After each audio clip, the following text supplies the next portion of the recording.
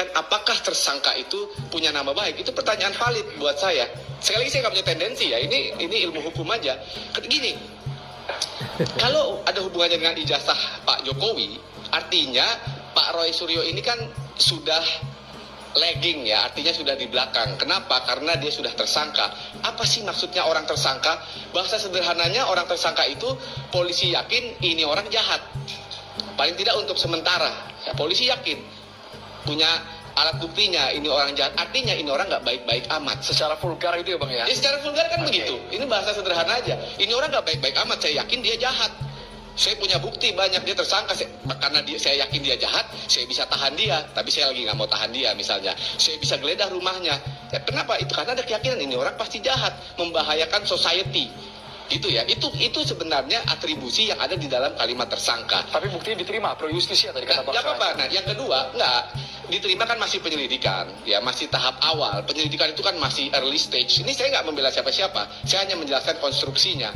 Nah, saya nggak tahu ya, apakah mungkin Bang Sangaji bisa cerita, apakah ada pertanyaan itu ketika dilaporkan? Kalau tidak ada, bagaimana nanti argumentasi untuk menghadapi pertanyaan itu? Pasti pertanyaan itu muncul. Pasti di dalam nanti gelar perkara mau penyelidikan ke penyidikan, saya yakin ada pertanyaan itu.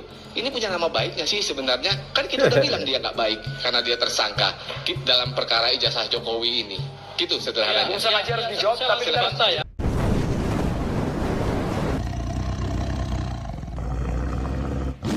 Assalamualaikum warahmatullahi wabarakatuh. Om Swastiastu, Namo Buddhaya, salam kebajikan sahabat-sahabat dimanapun juga berada. Sepertinya Roy Suryo kini bukan sekedar kelabakan lagi sahabat.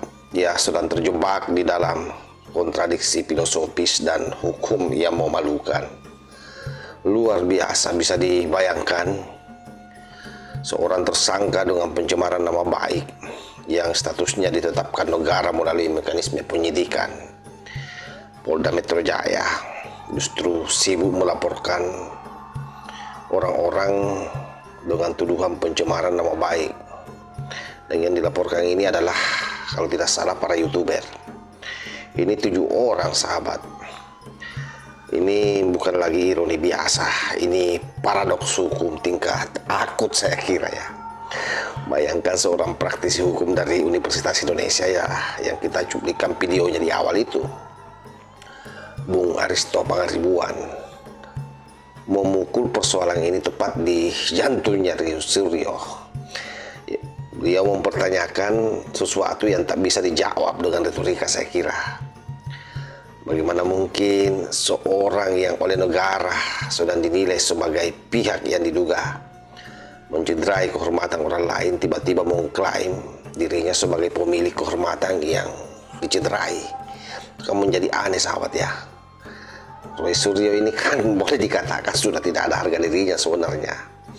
Lalu dia juga bicara soal harga diri. Aduh, kacau ini. Di dalam filsafat hukum sahabat, saya kira ini bukan persoalan teknis. Ini persoalan legitimasi moral. Karena itu kita bicara lebih dalam lagi, dalam bahasa yang lebih jujur. Status tersangka ini bukan opini netizen. Itu yang pertama. Bukan juga framing media, bukan pula drama politik dalam teori hukum pidana. Mulai dari Becaria hingga Ken, penetapan tersangka adalah kesimpulan awal negara bahwa ada alasan rasional dan bukti permulaan yang cukup untuk menduga suatu perbuatan jahat. Artinya apa? Artinya negara secara resmi sudah mencurigai karakter dan tindakan Roy Suryo CS.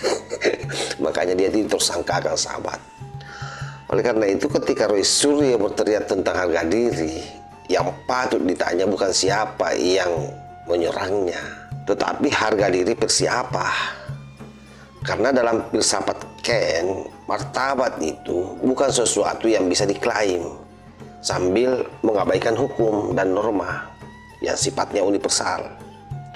Jadi ketika seorang berulang kali melontarkan tuduhan, narasi dan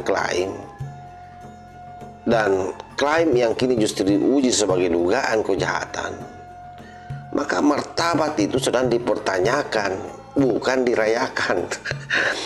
Dan lebih jauh lagi, mari kita tarik ke dialektika Hegel, sahabat ya. Artinya dalam Philosophy of Right, Hegel menjelaskan bahwa hukum adalah penjelmaan kehendak etis negara. Jadi ketika negara menetapkan seorang sebagai tersangka, itu berarti kehendak etis masyarakat sedang berhadapan dengan tindakan individu tersebut. Itu yang terjadi pada Roy Suryo. Maka melaporkan orang lain sambil menyandang status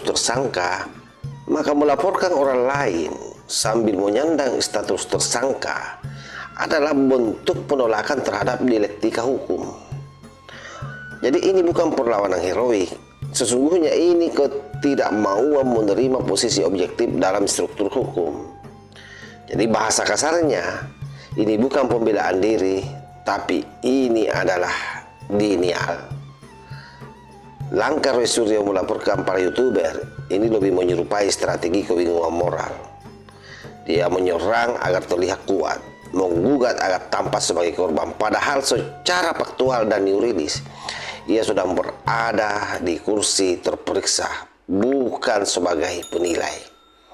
Dan dalam logika hukum pidana, korban tidak ditentukan oleh siapa yang paling berisik, siapa yang paling kuat keluar di media, tetapi oleh siapa yang dirugikan secara sah dan dibuktikan secara objektif. Sebab jika semua tersangka bebas mengklaim diri sebagai korban hanya dengan merasa tersinggung, maka hukum pidana runtuh menjadi teater perasaan. Dan disinilah kritik Aristo Pangaribuan menjadi sangat brutal secara intelektual sebenarnya. Status tersangka adalah sinyal bahwa penyidik menilai ada itikat jahat yang patut diuji di pengadilan.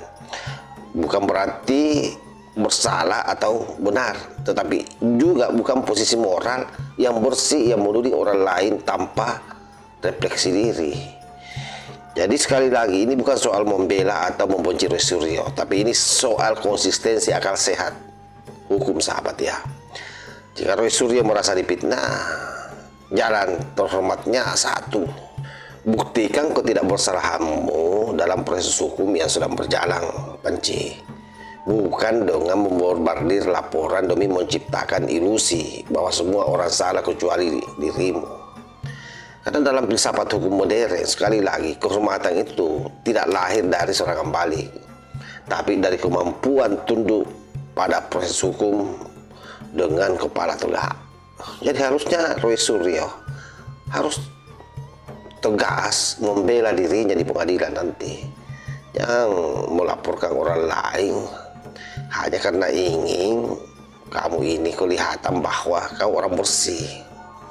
Selama status tersangka masih melekat, maka setiap klaim yang kamu bahas terkait soal martabatmu justru terdengar bukan sebagai pembelaan, melainkan gemah kepanikan seorang aktor yang kehilangan pijakan moralnya. Dan masyarakat itu tidak bodoh, publik itu sekali lagi tidak bodoh. Mereka tahu bedanya korban yang mencari keadilan dengan tersangka yang sibuk menyelamatkan citra diri. Dan pada posisi itulah kau berada, Panci. Saya kira demikian, sahabat. Wassalamualaikum warahmatullahi wabarakatuh.